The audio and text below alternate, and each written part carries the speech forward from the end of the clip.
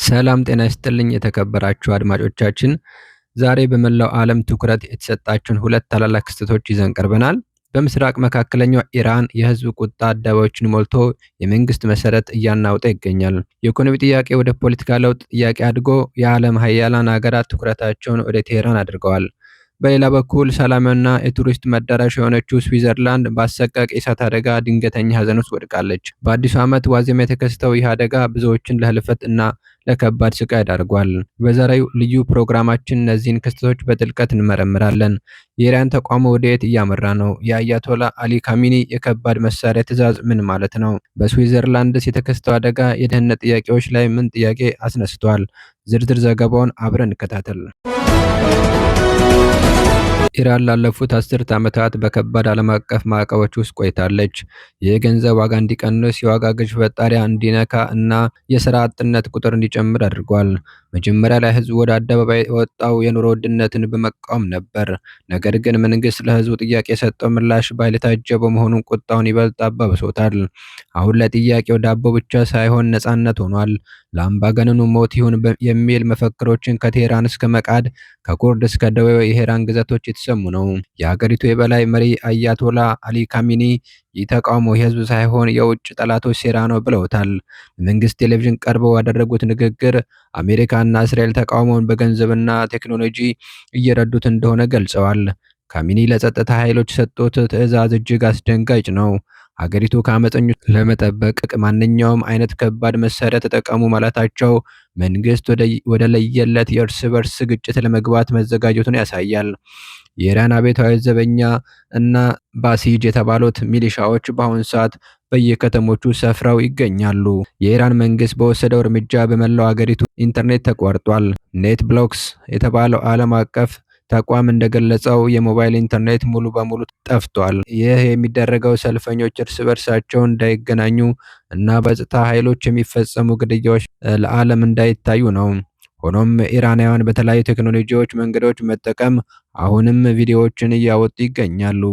ቪዲዮዎቹ የጸጥታ ኃይሎች በሰላማዊ ሰዎች ላይ ጥይት ሲያዘንቡ ያሳያሉ። እንደ ራና መረጃ ቢያንስ 58 ሰዎች ተገድለዋል።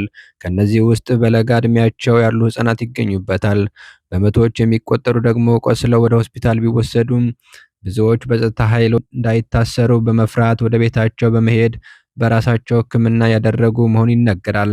ይህም የሟቾች ቁጥር ካልተመዘገቡ መረጃዎች አንጻር እጅግ ከፍ ሊያደርገው ይችላል። የእስራኤል ጠቅላይ ሚኒስትር ቤንያሚን ኔታንያሁን ተቃውሞን የብርሃን ጉዞ ሲል ጠርተውታል። እስራኤል የኢራን መንግስት መዳከም በቀጠናው ያላትን የደህንነት ስጋት እንደሚቀንስላት ታውቃለች።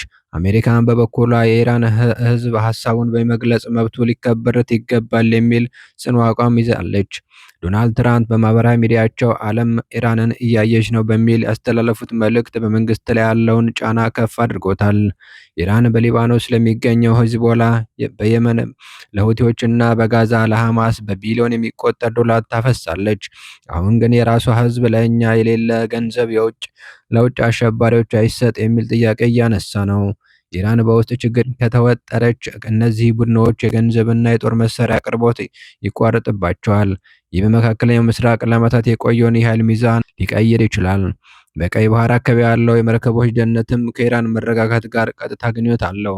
ወደ ቀጣይ መረጃ ስንገባ በደቡብ ስዊዘርላንድ በረዶ በለበሱ ተራራዎች መካከል የሚገኘው ታዋቂው የመዝናኛ ስፍራ በድንገት ወደ ሲኦል ተቀይሯል። በአዲስ ዓመት ዋዜማ በመቶዎች የሚቆጠሩ ቱሪስቶች በአንድ ትልቅ ባህር ውስጥ እየጨፈሩና እየተደሰቱ በነበረበት ወቅት እሳት በድንገት ተነስቷል። እሳቱ በጣም ፈጣን ከመሆኑ የተነሳ ብዙዎች ለማምለጥ ጊዜ አልነበራቸውም። ህንፃው ከእንጨት የተሰራ መሆኑንና ከፍተኛ ነፋስ መኖሩን እሳቱ በአጭር ጊዜ አጠቃላይ ህንፃውን እንዲያወድመው አድርጓል። ስዊዘርላንድ ያሰማራቸው የነፍስ አድን ኃይል እጅግ ከፍተኛ ነበር። 13 ሄሊኮፕተሮችን ሰዎችን ከተራራው ላይ ለማውረድ ሲሰረባረቡ ውለዋል። ሆኖም ግን የቃጠሎውን መጠን ከፍተኛ በመሆኑ በቫሌ ግዛት የሚገኘው የሲዮን ሆስፒታል ቁስለኞችን ማስተናገድ አቅቶታል። በዚህ ምክንያት ተጎጂዎቹ ወደ ዙሪክ፣ ጄኔቫ እና ላውሳን ዩኒቨርሲቲ ሆስፒታል በሄሊኮፕተር ተጓጉዘዋል። በሟቾች መካከል የፈረንሳይ፣ የጣሊያንና ሌሎች የአውሮፓ ሀገራት ዜጎች መኖራቸው ታውቋል። ይህ አደጋው ዓለም አቀፍ ሐዘን አድርጎታል። ፖሊስ አደጋው የቴክኒክ ብልሽት ይሁን ወይም ሆን ተብሎ የተደረገ ሴራ የሚለውን ለማረጋገጥ ምርመራ ቀጥሏል። ክቡራትና ክቡራን የዛሬ የተመለከትናቸው ሁለት ክስተቶች ሁለት የተለያዩ ታሪኮችን ይነግሩናል። በኢራን የአንድ ትውልድ የነጻነት ፍላጎት ከከባድ መሳሪያ ጋር ፊት ለፊት ተጋፍጧል። የዚህ አብዮት ውጤት ኢራን ብቻ ሳይሆን የመላው ዓለም ፖለቲካ ሊቀይር ይችላል። መንግስት በኃይል ተቃውሞውን ሊያፍነው ይችላል ወይስ ህዝቡ የለውጥ ማዕበሉን ይቀጥላል የሚለው ጥያቄ ዓለም ትኩረት ነው። በሌላ በኩል በስዊዘርላንድ የደረሰው አደጋ የሰው ልጅ ህይወት ምን ያህል ተሰባሪ መሆኑን ያሳያል። በደስታ ባለበት ሀዘን፣ ብርሃን ባለበት ጨለማ መኖሩን ያስታውሰናል። ለእነዚህ ተጎጂዎችና ቤተሰቦች ዓለም አቀፍ ድጋፍና ጸሎት ያስፈልጋቸዋል። የዛሬው ልዩ ፕሮግራማችን እዚህ ላይ ያበቃል። መረጃዎች ለወዳጅ ዘመዶ እንዲደርሱ ሼር ማድረግ፣ ሰብስክራይብ በማድረግ ከኛ ጋር የሆኑ አስተያየት ካላችሁ በኮሜንት መስጫው ላይ ጻፉልን።